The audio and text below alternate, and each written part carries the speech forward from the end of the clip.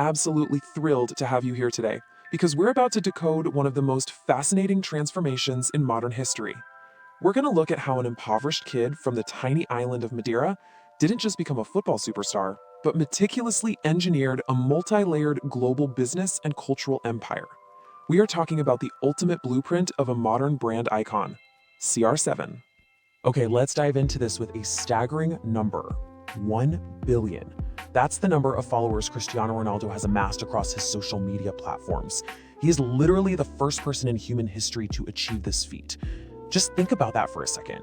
It's more than the population of most continents. This massive number proves something fundamental. He is no longer just an athlete playing a sport. He's a media empire. So here's our roadmap for today's tutorial. We'll start with the origins of a star, then becoming a football legend, building the CR7 empire, a global cultural phenomenon, and finally his legacy beyond the pitch. Let's kick things off with part 1, origins of a star.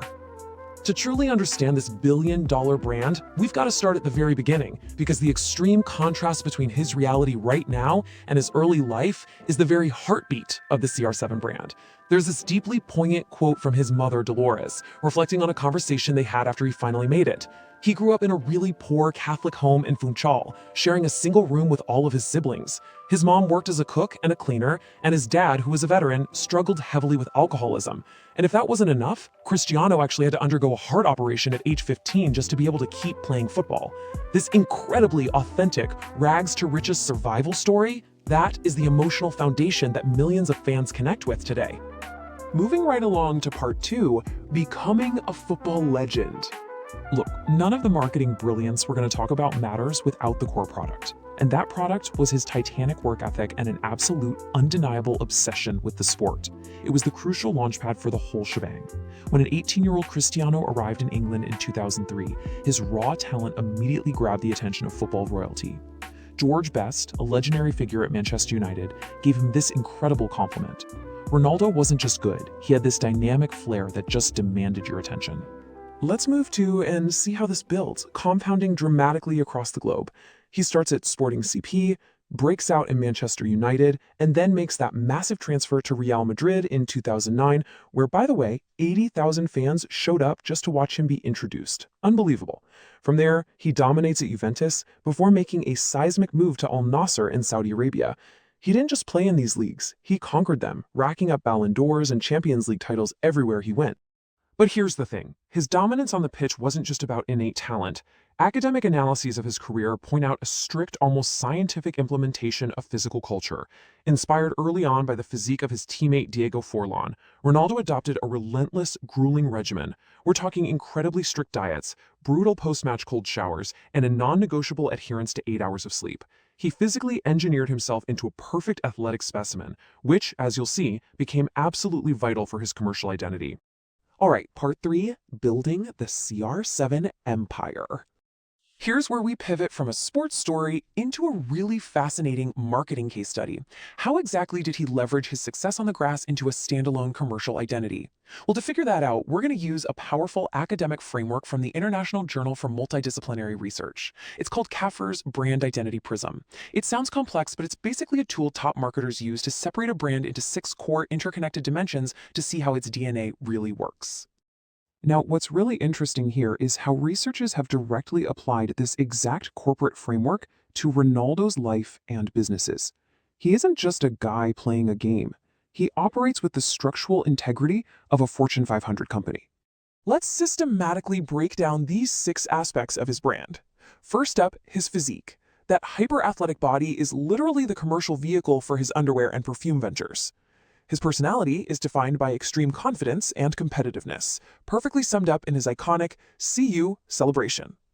The culture is that rags to riches, relentless ambition we talked about earlier. For relationship, he acts as an idol, seamlessly converting everyday fans into committed customers. In terms of reflection, young people see him as the ultimate role model for hard work. And finally, self-image.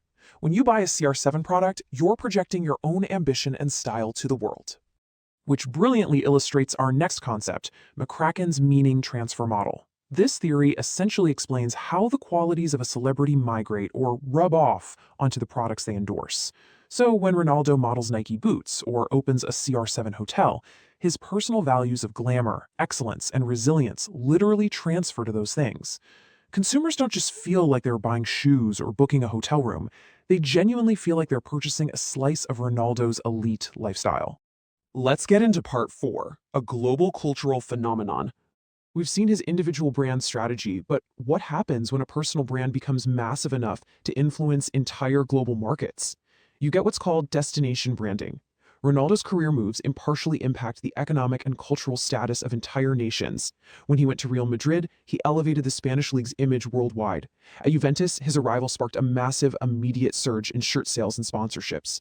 And more recently, his move to Saudi Arabia's Al Nasser has become a core piece of the nation's broader global branding and sports washing strategy. It's wild. His personal brand literally has the gravity to shift global discourse. Now, in marketing, differentiation is absolutely everything. If we look at Kotler's principles of marketing, we can easily contrast his positioning with his great rival Lionel Messi. While Messi is largely revered for pure, almost innate talent and a sense of humility, Ronaldo deliberately differentiates himself in a very crowded market. He stands out as a lifestyle icon built on highly visible glamour, a relentlessly publicized work ethic, and this vast portfolio of personal businesses. Of course, when you're literally everywhere all the time, you're gonna invite scrutiny. Some critics argue that the CR7 brand is overly commercialized, even calling him a businessman in boots. But academically speaking, this controversy only affirms his massive cultural significance. Because a brand that generates this much discourse and debate is a brand that holds real, tangible power in society. Finally, Section 5, Legacy Beyond the Pitch.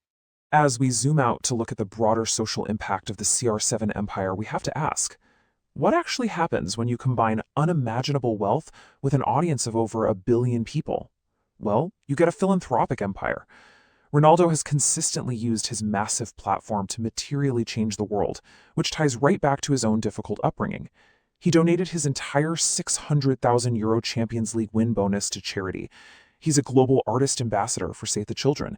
He has personally funded pediatric cancer treatments, and he donated over $1 million for COVID-19 relief.